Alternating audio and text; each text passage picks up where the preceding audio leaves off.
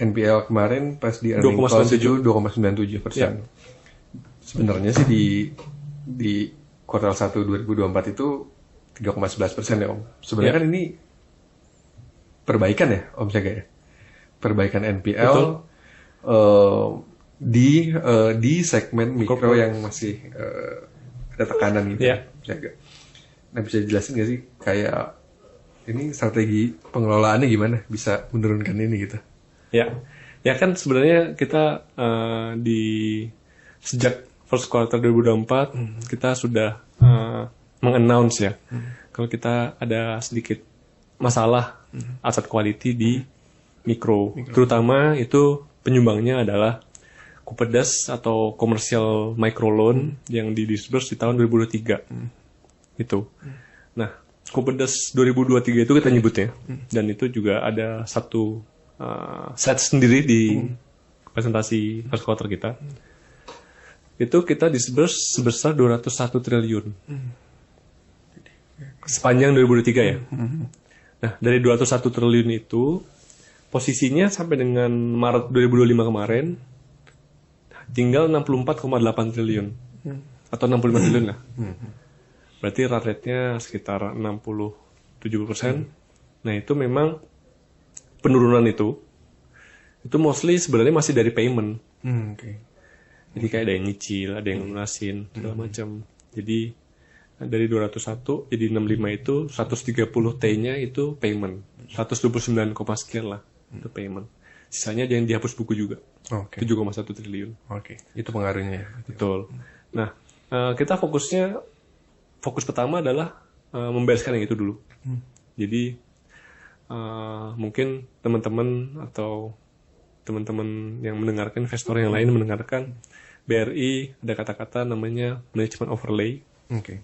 Jadi kalau kita bentuk cadangan atau JKPN untuk kredit, kan ada by system ya. Nah, on top of itu kita juga bentuk namanya overlay. Yang itu memang diskresi dari manajemen. Kayaknya untuk batch ini kayaknya kurang deh provisionnya. Kan sudah tambahin deh untuk jaga-jaga. Nah, itu sudah kita lakukan sejak tahun lalu untuk si Kupedes 2023 ini.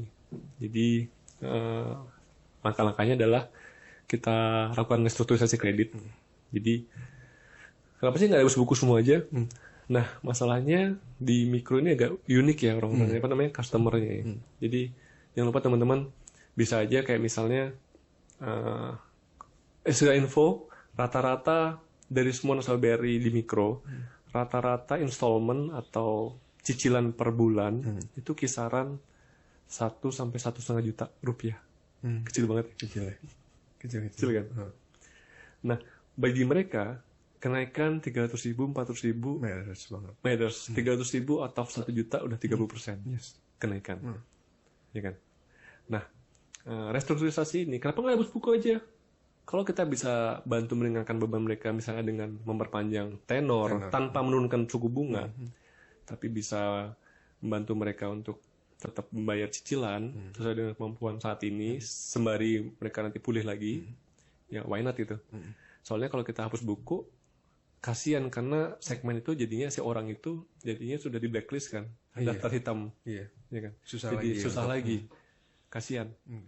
Sedangkan dari sisi karakter sebenarnya bagus, gitu ya.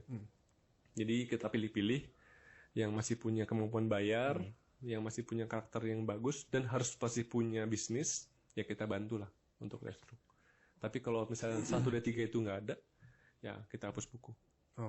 Gitu. Jadi untuk batch Kupedes 2023 itu sampai dengan Maret kita sudah ngerestruk sekitar 8,9 triliun. Itu Mas Evi. Jadi kita fokus kita satu adalah kita resolve itu dulu. Ya kita nyebutnya Kupedes 2003 karena yang kita disburse di tahun 2003. Thank you banget ya Om Syaga. Thank you Om Revi. Boleh dong kesini-sini lagi ya. Siap. Kalau bisa reguler ya. Gitu. Thank you Om Syaga. Thank you Om Revi. Thank you.